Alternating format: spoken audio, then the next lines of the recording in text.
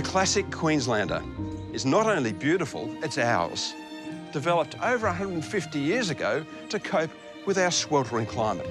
So why would you want to try and reinvent it? And in the process, do you lose what was so special about it in the first place?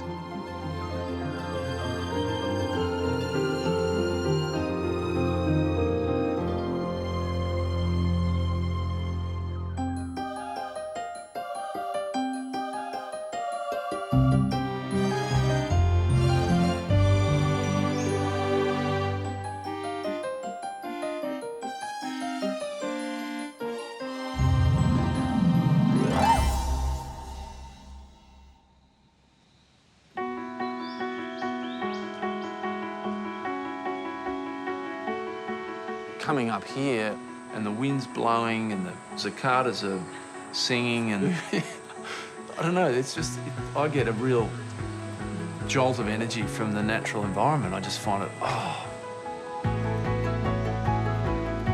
The stunning natural beauty of Mt Tamborine in Queensland, created 22 million years ago by a volcanic eruption. This rich, fertile land and lush green hills are only an hour's drive from Brisbane. So maybe here, boys, we can start with these ones. Making it the perfect escape for city dwellers David and Sarah Hobart and their boys, Ben and Toby. Oh, they're beauties. Yeah, get up there. Ever since I've known Dave, he's always wanted that, you know, English countryside, green rolling hills overlooking sheep and ducks and pigs. That's a porker. Whoa. I just have always had a green rolling hill fetish. Yeah. Some big ones in here. It's a great place to go away and think, to go away and reflect as well. So it's a different pace. David, a busy self-employed financial trader, longs to immerse himself amongst the mountain's peaceful surroundings.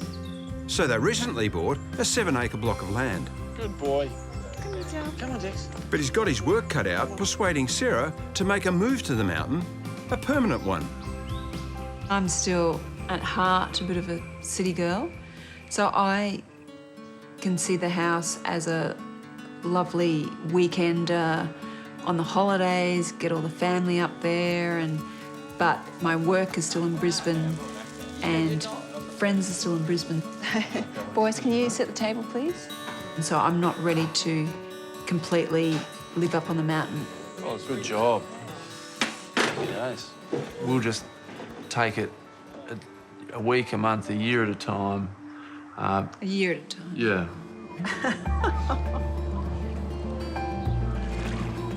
To help realise David's lifelong dream, he's called upon an old uni friend, rowing rival James Russell, who just so happens to be one of Australia's top architects and is known for creating homes which interact with their surrounding environment. The question to James was, mate, would you take on something like this that's... Because, you know, we've got a limited budget and, it's an hour away from Brisbane and he's a bit fancy. Oh, it's a Zoolander, mate. I can hear my T-shirt. Hang on. James has agreed to take on the project, and even though they're a competitive pair on the water, they hope to make a great team on dry land. Talk about a magic morning. Yeah, it was lovely. There have been hours and hours of discussions. By the time it's on site, it should be delightful. And it should be beautiful surprises rather than kind of angst or discomfort or unhappiness. Look at that. With the combination of James's vision and David's passion, perhaps the final outcome will persuade Sarah to make it her home on a permanent basis. That's great. I'm hopeful that, Sarah will actually come up to the mountain at some point. And it's not just Dave's little getaway. So I think when put the rose petals out and make it a sure. lovely... I'll be throw in up a there. dash of romance. Yeah, why not? That helps. Good. Okay.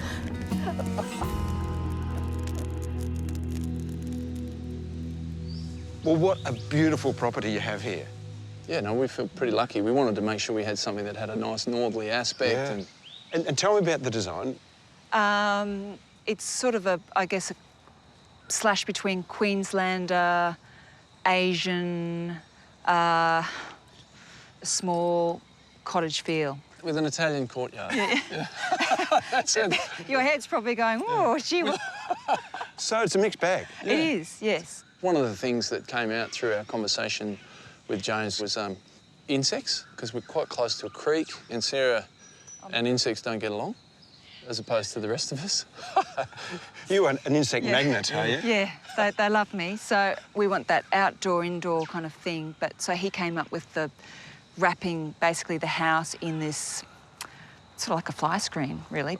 How much of a leap of faith was Yes. it? Oh, massive, all the way. To go with something that all you the don't really way. understand. Don't understand anything, so totally handing it over and just going a little bit of that, but just, I do trust him. What about you, Doug? Do you understand it? Well, I wouldn't want to talk myself up too much in terms of understanding, but I mean, I've got a reasonable handle on what it is and what it isn't.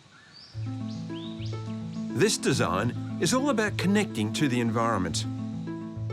The house, which is built on a slope, consists of both indoor and outdoor spaces.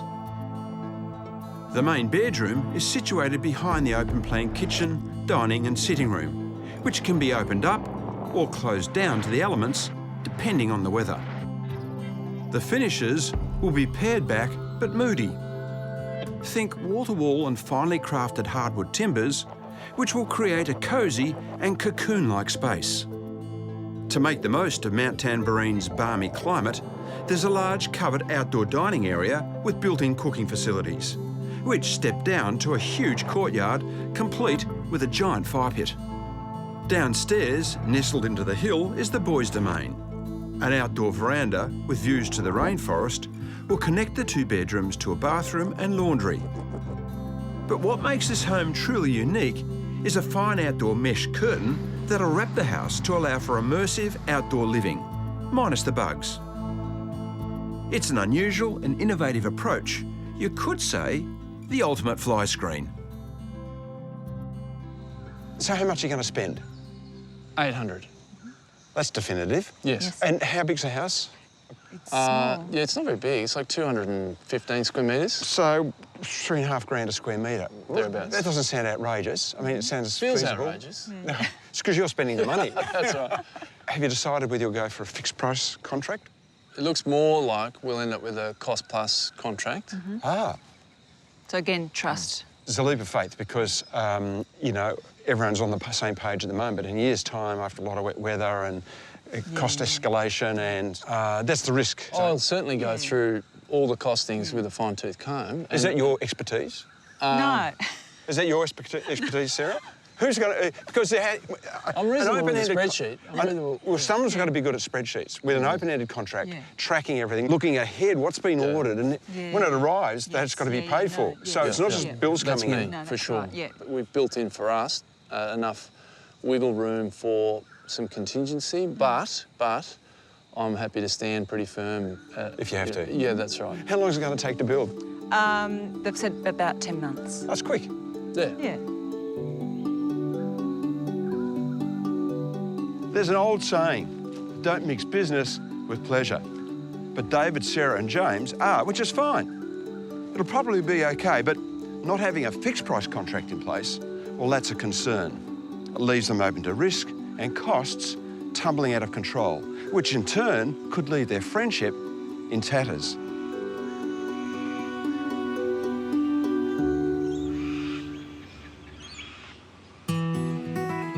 It feels to me like David and Sarah are walking into the unknown. They don't really seem to know what their house is going to look like, and they're placing a lot of trust in their old mate James to get it right. Well, James, have a look at this house. Oh, Pete. It's a classic, isn't it? It's fantastic. I'm meeting him at this stunning old property to explore the inspiration behind his vision. Tugs at the heartstrings a bit, doesn't it? Oh, you can imagine kids mucking around on there, people dining out on the veranda. It's really beautiful and a beautiful way of life.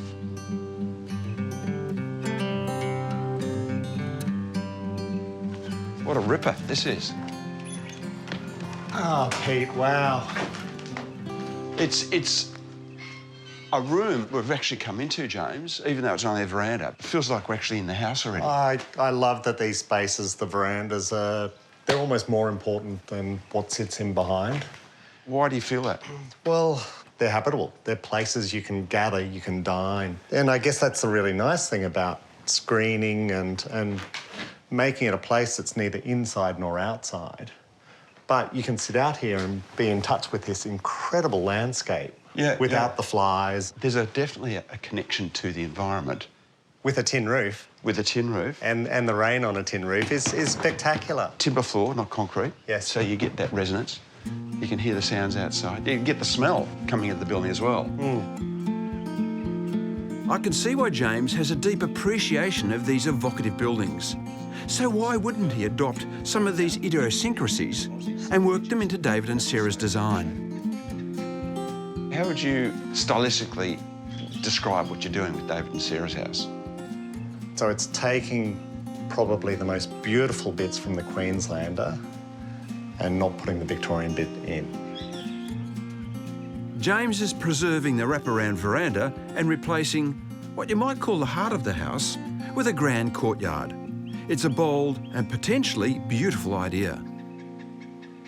So how do you get David and Sarah to understand what you're doing? A lot of people can't read plans. Have they got it? Probably not completely. Is it a risk?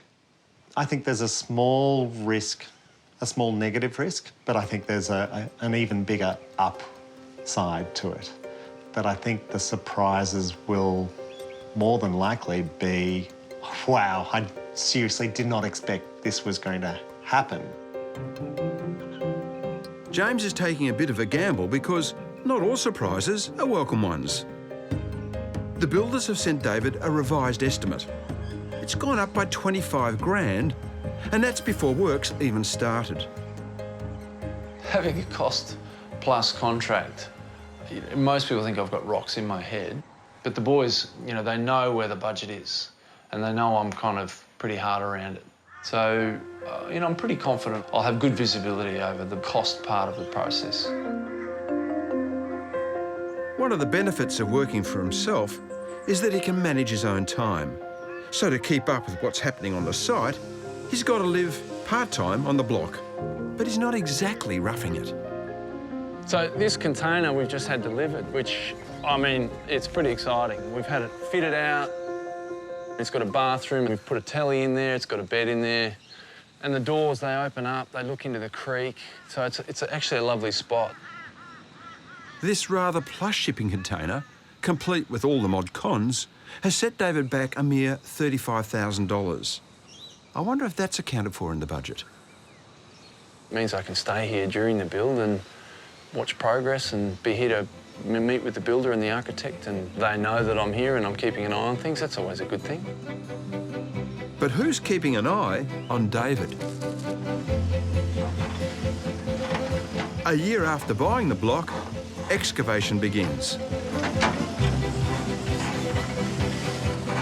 So where the main part of the excavation's going is down closer to the creek line, which is where we find most of the rocks.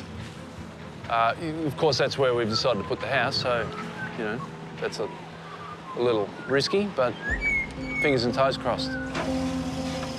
If they hit a boulder, which is too big to move, it'll delay excavation and potentially mean redesigning the house. Neither option is desirable, and both are expensive.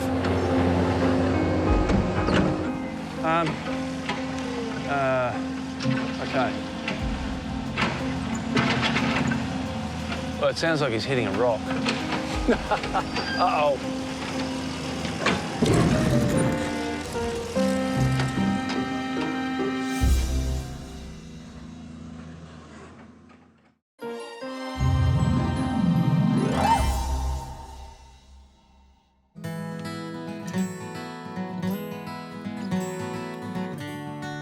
For the past century and a half, Australians have engaged in a love affair with the grand old Queenslander.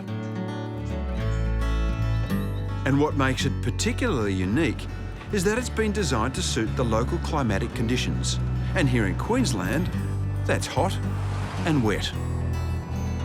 They're elevated off the ground so that they breathe. The buildings cool down very quickly. They've got extended roof lines, so the building and the windows get out of the sun and out of the rain. And one of the most enchanting characteristics is the large wraparound verandas, which enable the outdoor living to occur well into the night, particularly on those hot, balmy evenings. Traditionally, they're built with lightweight timber and corrugated iron. I think the architect, James Russell, has very cleverly adapted the essence of what makes a Queenslander, so the house he's designing is relevant for today's living. So, you know, there's a bit of groundbreaking thought and invention going on here.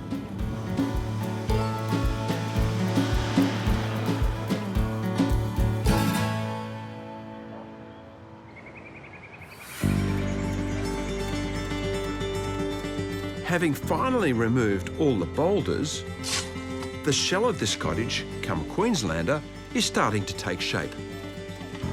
Originally, the walls were going to be constructed with structural brickwork, but during the design process, it soon became clear that this was too expensive.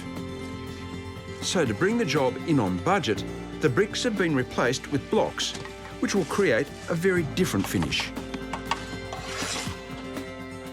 My initial response was a little bit, oh, hello, because at the same time, we went from a terracotta roof with exposed ceilings to grey block work and a zinc roof, so it's a very different look and feel. It's not unusual for a house to be made out of blockwork, but what is unusual is to leave the basic block exposed on the interior.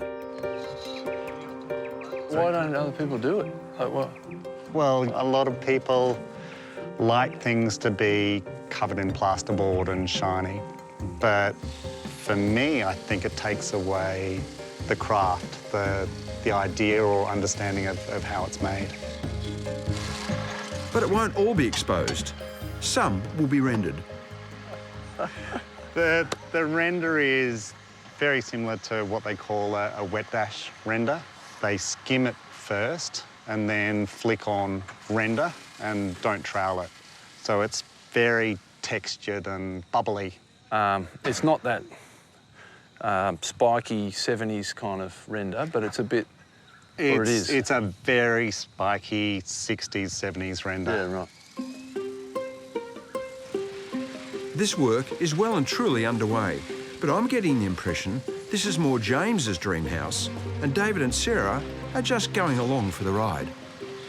I mean, I didn't conceptualise a block wall, you know, facing the inside of the bedrooms, and now I'm really, I mean, it's another one of those little presents that gets unwrapped.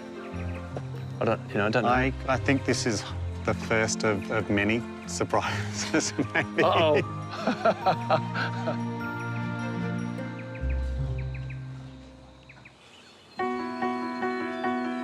It's only been 4 months since this modern-day Queenslander's foundations were set. Today, the structural steel is being craned in. The beams weigh over 4 tonnes and cost $23,000. The builders have woken up, or told me they were a little bit nervous this morning and didn't sleep so well, so I don't know how that's meant to leave me. One of the design features is to leave the structural components on show. Just come down, you'll just undo that chain for me and we'll just take about 60 mil up on this side. So much of the timber, steel and blockwork is exposed. Close that gap at the end, mate. But that also means any mistakes are on display too. I mean, it's exciting. It's also a little bit stressful because if you're out by, you know, millimetres, then they've got to get the fabricators on site so hopefully everyone's done their maths right. Righto, Shawnee. River on, mate. We'll close that gap at the end, mate. We'll land it. Got about a foot to go. Hold. Beautiful. Well, there we go. No hiccups at all, in fact. And now we get a real sense of the framing of the house. So I'm tickled pink. Like, it's really, really great.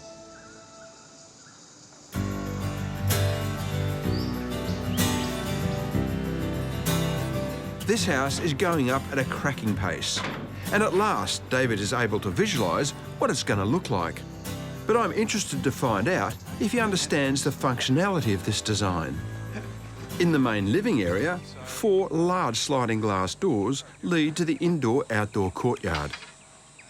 So this space, the living space, opens up into connects the to your courtyard. Yeah. So you've got a rainforest out there.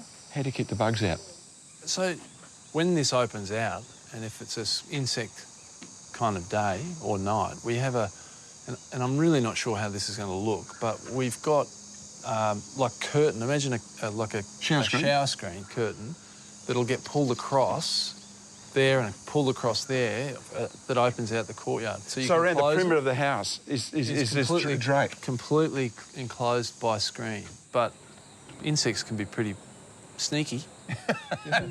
Particularly up here. Yeah, that's right. So you have lighting on the inside of the courtyard. They're drawn to the light and they find ways through the holes, which is... So it's a bit of... The whole thing's a bit of a prototype, isn't it, really? Well, it's a big prototype. Well, it's certainly an experiment from where I'm standing. Downstairs, the bedrooms are only accessible by a narrow, open-sided corridor.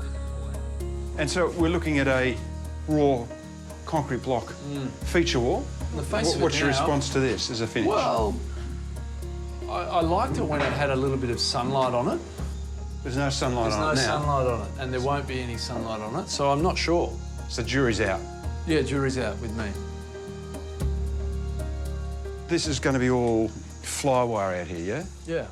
So how do you keep the rain out? So we'll just have glass sliding doors that retract back into here. So this is outdoor decking. So you go out of this bedroom, I'm stepping outside into the rain. Yeah. Into whatever. Except that you're covered, you're covered under here. cover, yeah. That's yeah. right. So is that going to work? If the rain's howling in from this side, west, I think, coming in this way, just means you get wet. So the screens will diffuse the rain. So if it is like that, there'll be a mist. It won't be direct rain. It'll break the velocity, but not the moisture. That's right. It'll still be moist. So that's, there's a little bit of nervousness around that. So where do you stand now with the budget? Yeah. We've got a fresh set of budgets to completion in now, and we're about 25 over. So we're sitting about 850 to completion. That's excluding your expensive, exclusive penthouse. Oh, of course. Container and penthouse. Excluding the 10 grand for the air conditioning. Call it 860. Yeah. OK, if you want to throw that 35 in, it's closer to 900. 900.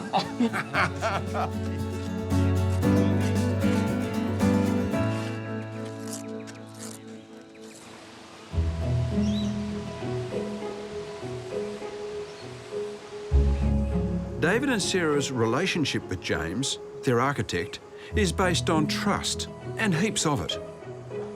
It stems not only from a long-standing friendship, but also from this house in Noosa. How unique is this? No front entry. You're stepping from the rainforest directly into this sumptuous interior. I mean, it's hard to tell whether you're in fact in the rainforest still or inside.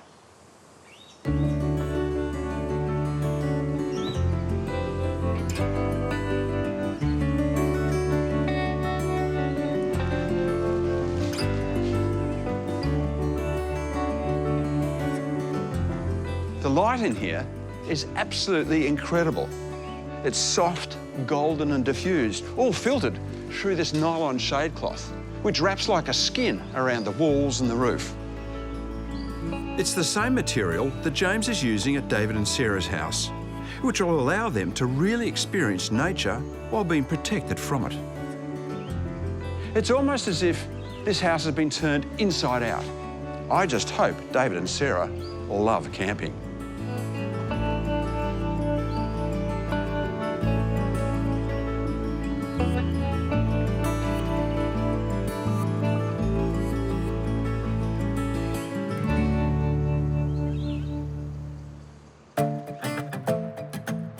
Back in Brisbane, Sarah's been busy working as a speech pathologist and looking after the boys, while Dave's been helping up on site. Dave's not known for his handy skills. Well, this is the fun bit.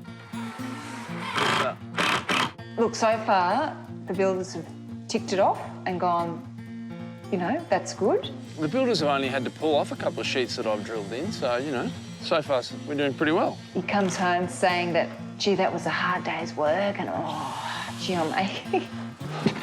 So I think he's enjoying being a bit of a builder and feeling like he can, get on the tools.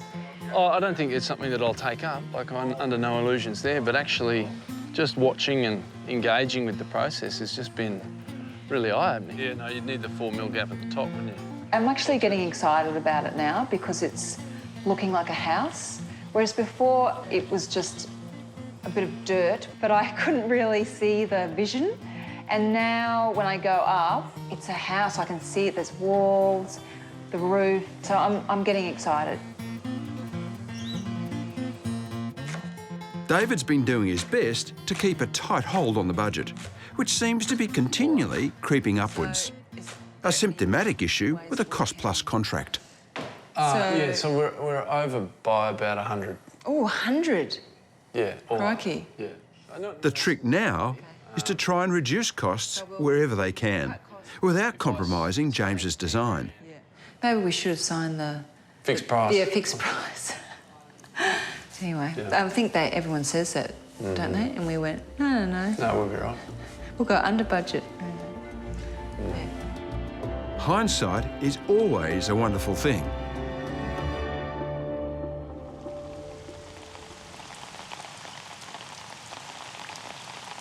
Back on site, there's another surprise for David. I only found out 2 days ago that window is, in fact, not glass. So it's tiled along with that back wall. I've been looking forward to them pulling the tape off it because I wanted to be able to look out that window. But turns out it's not a window. I mean, the window opens, and then you can see, but it's not glass. Come on, mate. Yeah. In terms of the more long-term risks, if I have one niggle around that, it's water. I mean, the rain's coming in to here now, but the roof isn't finished here. So once the roof line is finished, I can still see how the rain, you know, when the breeze is blowing this way, could come in through into this part. It's just a matter of how clever the bits and pieces that fit together kind of keep the rain out, which I don't know. At this moment, I don't know how that works.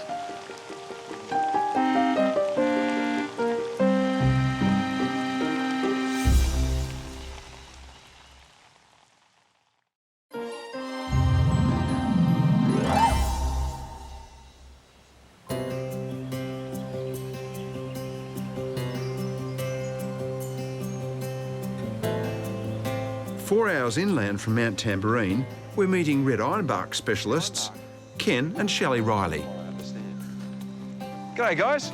Hey, going? Hi, Shelley, how are you? Very well. Kenny, how you going? Ken, mate? Yeah. No? Ken. Yeah. How are you, mate? Yeah, So this is where all the trees are? Yeah, mate, this is where it all sort of happens here. These beautiful old trees will be milled and used on the internal walls, cabinetry and floors of David's house. Why that one? Because he goes up about 4.5 metres, and then he's got a bit of a bow. You can see the bit of a bow in him and a few limbs. Yeah. Well, that'll be docked off and made landscape, but the nice bits of timber I want are in that trunk, that bottom 4.5 metres. And so how old is this tree, do you think? Between 80 and 100-year-old. Goodness me. So Yeah. very slow growing. Very slow growing. So what is it about ironbark that makes such great timber? It's a very durable timber. Like, you can put it anywhere outside and the sun won't alter it at all too much. And it's got a real red grain. It comes up real... Mate, I can see it all over your hands. Yeah. That's what you look, you got red in your fingers. Yeah. Is it in high demand? Yes and no. The chippies don't like it. Too hard to put a nail through. Yeah, well, you've got to pre-drill it. It's hard, very durable, very dense, yep. So, Shelley, how do you know it's millable? How do you know it's ready? Pretty simple. Yeah. Hug the tree. So, what's that do? What's that telling? So, GBH, general breast height. So if I can't touch my fingers, it gives us a general indication of it's a millable log. It's a millable log.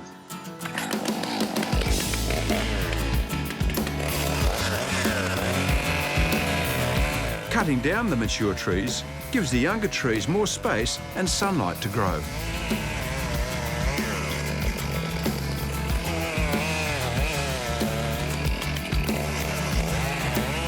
Here she goes.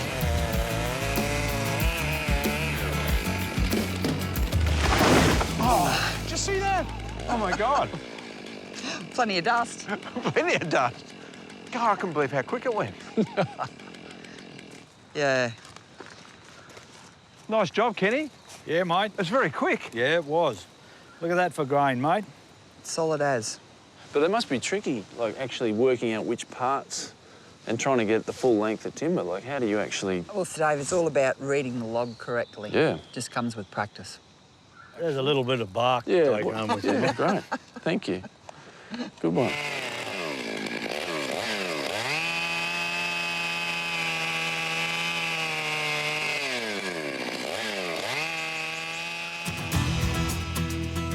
Right. Yep. Yeah. Up on site, the glass for the sliding doors is being installed, which will keep David and Sarah cosy in the winter and allow the breeze to run through the house in the summer. Keep it lean. Well, the only complications are we don't have a lot of head height with the roof trusses, and we normally wouldn't do it this way, but we've got no room on the floor to lay it flat. Can we lean it towards me, Jack? Yep. You all right, Nick? Which way we lean it? No, we're just coming over now. Don't lean too much. Well, lean too much? Each pane weighs 160 kilos. Clear.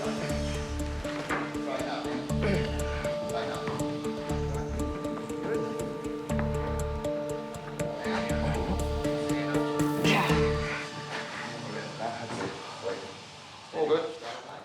It was a little tense, actually. Yeah, a little stressful. I think it looks fantastic. Like, just... Bottom in first. The scale of the glass, it really, yeah, it's just amazing. It really does capture that indoor-outdoor thing. Ta-da!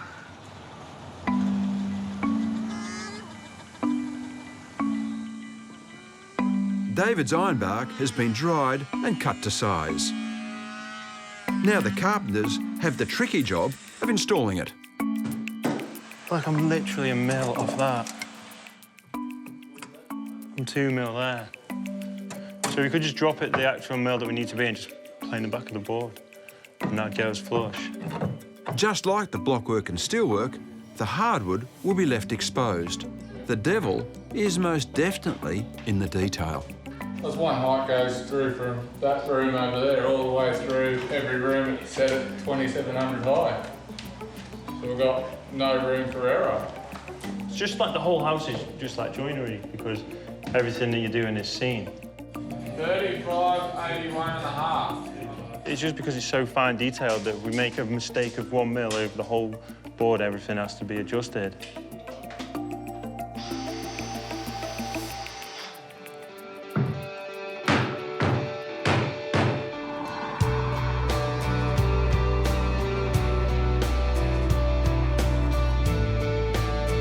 With the house now coming together, David's keen to show it off.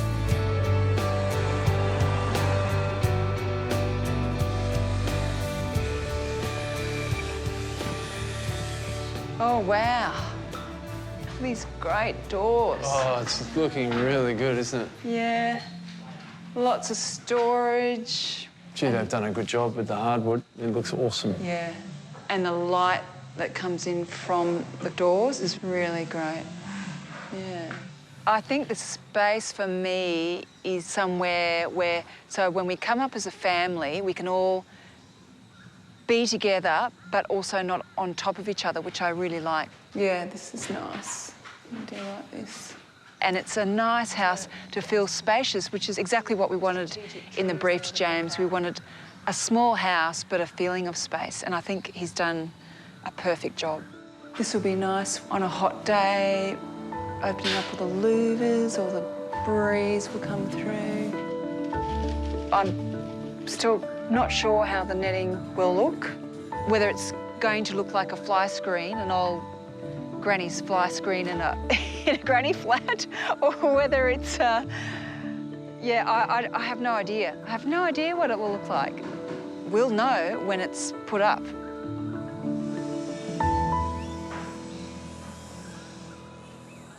But David's keen to get a better understanding of the netting, so he's come to meet Claude from NetPro, where the cloth is manufactured.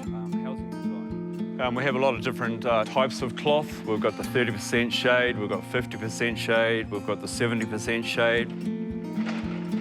This agricultural material is usually used to protect crops from birds, hail and direct sun. But James is also using it as a fly screen. Although David's key concern is how much rain it'll let in. I've still got a little niggle, Claude, in regards to water. Yeah. You get swirling winds and with a bit of rain, I'm just kind of concerned how much water will come through the net. So it's, I mean, it's a vertical. It's a vertical, so we're going to have to hold it up.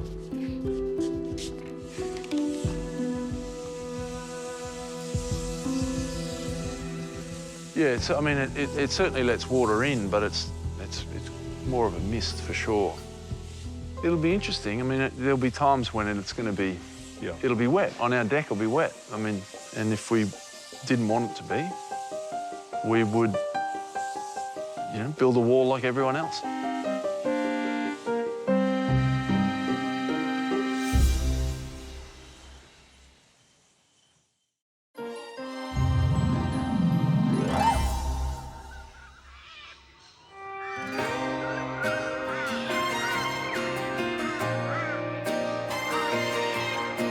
It's been just over a year since I first met David and Sarah and learned about David's childhood dream to live in the green behind the gold, amongst the rolling hills of Mt Tamborine. Throughout this whole process, they didn't really know what they wanted or what they were going to get. So I'm keen to find out if all the surprises James sprung on them were welcome ones. That is awesome. And do you know what I'm really digging? It's honest simplicity.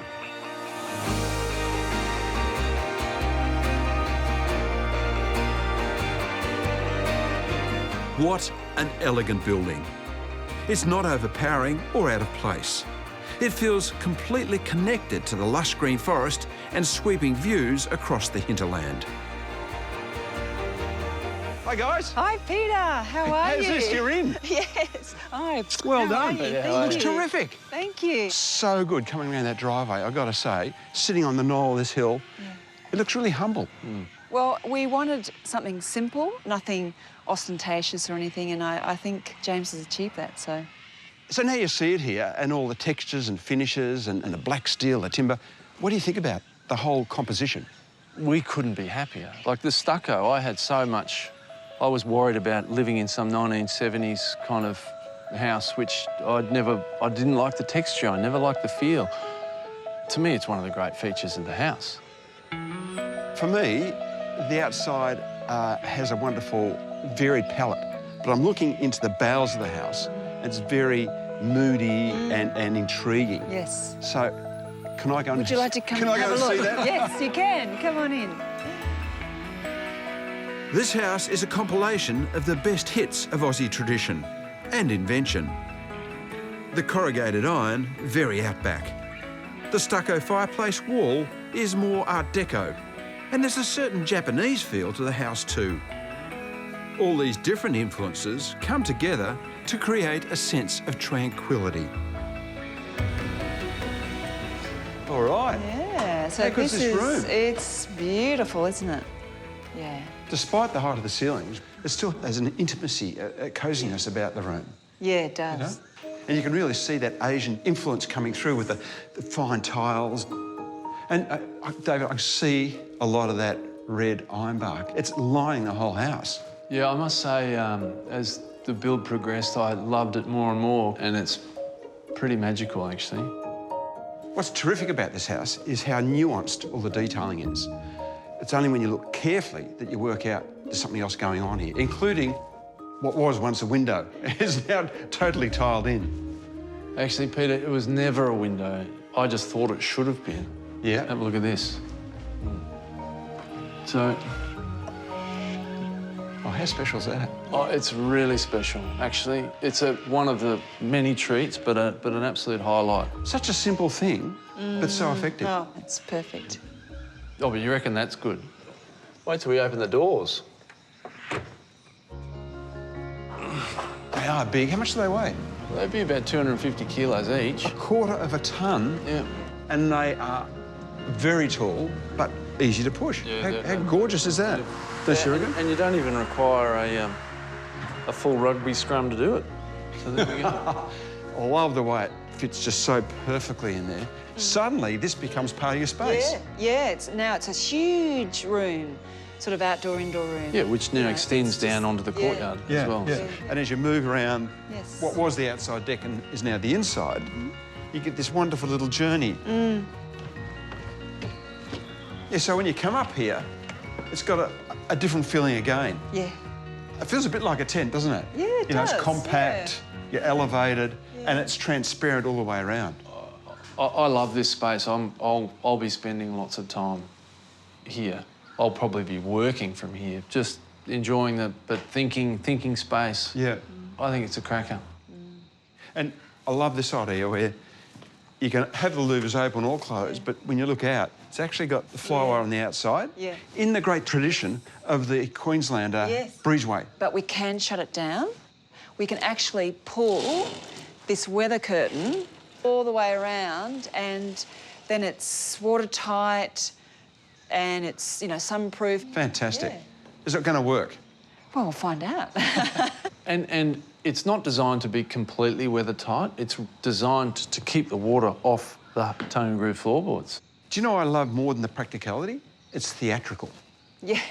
There's joy in doing what you just did. Yeah, it's sort of It's like... a little performance. Yeah, it is. Yeah. The theatre curtain coming across and, yeah. Actually, we might have theatre night.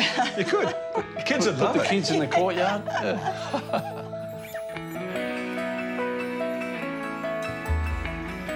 Downstairs leads to the boys' bedrooms. The light dapples beautifully through the floor-to-ceiling mesh, which diffuses the harsh summer sun and allows the breeze to flow freely.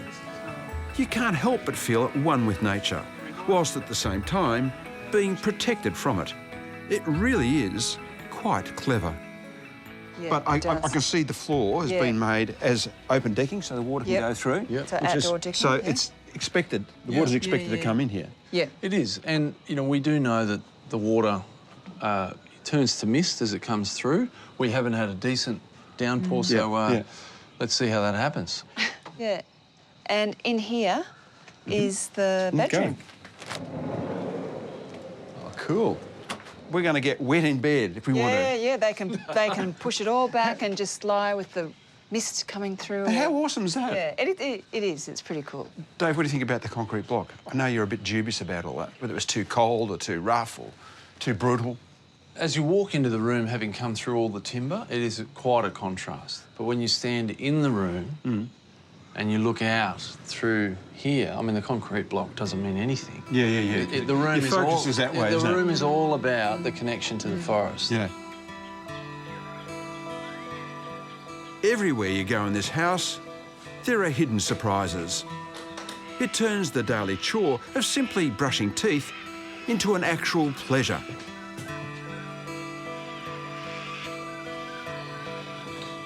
You can gaze up to the sky in the open-air shower or throw open the bathroom doors and relax in the tub. There's even a secret reading nook off the master bedroom, a quiet space to enjoy the forest view.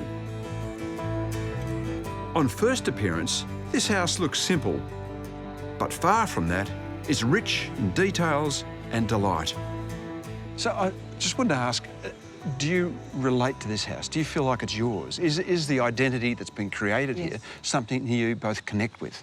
I love the relaxed simplicity of it. It is fancy and whatever, but it's not a big, over the top. It's very understated and, yeah, so I really identify with it. I love it. So what about you, David?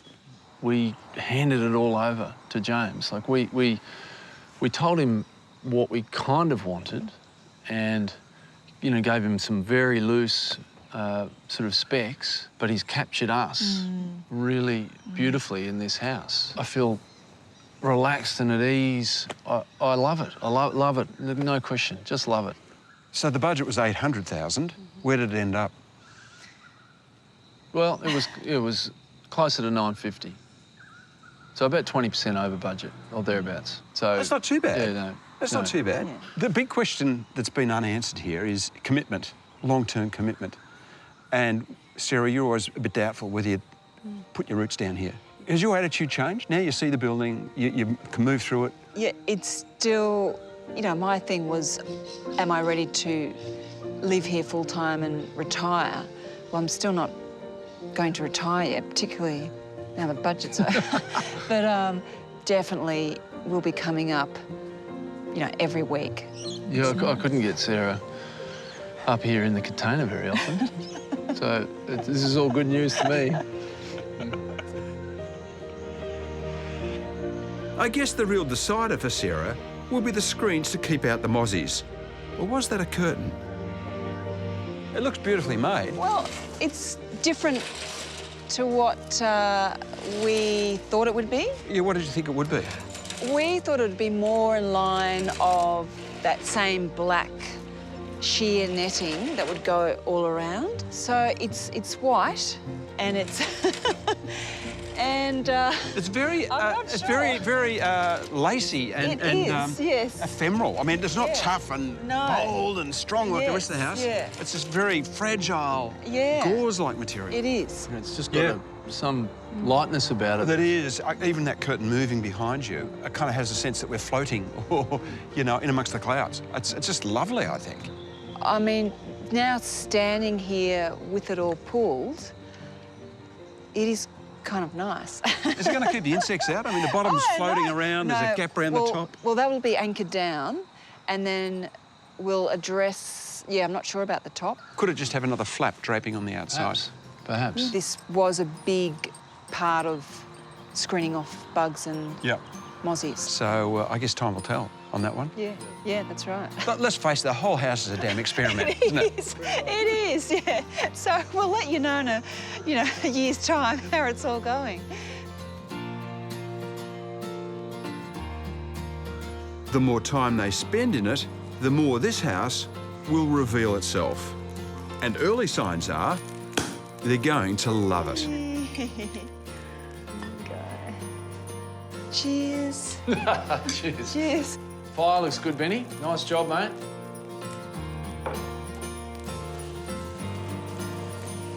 You know, it's not that often we architects get a totally free-rein to design a house, but hasn't it paid dividends here? But what is it? A tent? A tin shed? A Japanese-inspired farmhouse? Or is it the reimagined Queenslander? Well, I reckon it takes the best of all those influences to create something that's totally beautiful and refreshingly experimental. It kind of blurs the lines between sophistication and camping. And in my books, well, that's the best of both worlds.